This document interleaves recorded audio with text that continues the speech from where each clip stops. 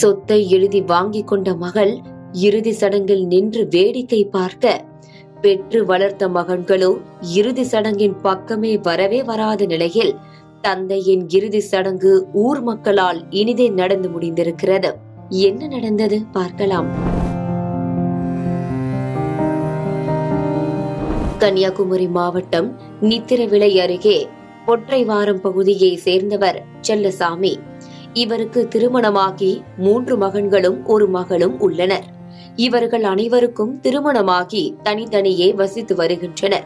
செல்லசாமி தனது மனைவியுடன் தனியாக வாழ்ந்து வந்துள்ளார்.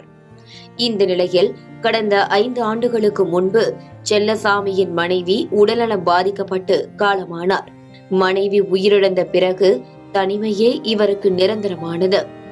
மனைவியை அடக்கம் செய்த அதே இடத்தில் குடிசை போட்டு அங்கேயே செல்லசாமி வசித்து வந்துள்ளார்.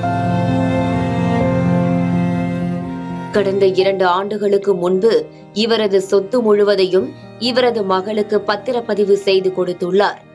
சொத்தை வாங்கிக் கொண்ட மகள் அதனை வேறொரு நபருக்கு விற்பனை செய்துள்ளார். ஆனால் தந்தை செல்லசாமியை அழைத்து செல்லவில்லை என கூறப்படுகிறது. இதனால் தனிமையே கதி என கிடந்த செல்லசாமிக்கு அக்கம் பக்கத்தினர் உணவு கொடுத்து வந்துள்ளனர். கடந்த சில நாட்களுக்கு முன்பு நோய்வாய்ப்பட்டு உடல்நிலை மோசமாகி உயிருக்கு போராடி வந்துள்ளார் செல்லசாமி. ஆனால் இறுதி நாட்களில் கூட அவரது மகள் திரும்பி பார்க்கவில்லை. ஏன் 3 மகன்களும் கண்டு கொள்ளவில்லை?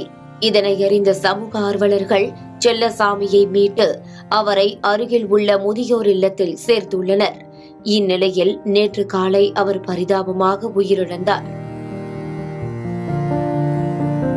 ஆனால் அவரது உடலை வாங்க அவரது பிள்ளைகள் யாருமே வரவில்லை என கூறப்படுகிறது. இந்த நிலையில் அதே சமூக ஆர்வலர்கள் அவரது உடலை வாங்கி அவரது மனைவியை அடக்கம் செய்திருந்த அதே இடத்தில் இறுதி சடங்குகள் செய்து நல்லடக்கம் செய்த சம்பவம் காண்போரை கண்கலங்க வைத்தது.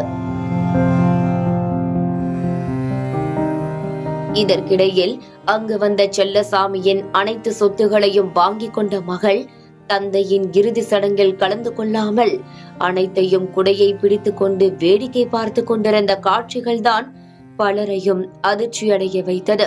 பெற்ற மகள் வேடிக்கை பார்க்க, ஆசை ஆசையாக வளர்த்த மகன்கள் இறுதி சடங்கில் கலந்து கொள்ளவே இல்லாத நிலையில் ஊர் மக்கள் மற்றும் சமூக ஆர்வலர்களின் முயற்சியால் செல்லசாமியின் இறுதி சடங்கு நடந்து முடிந்தது.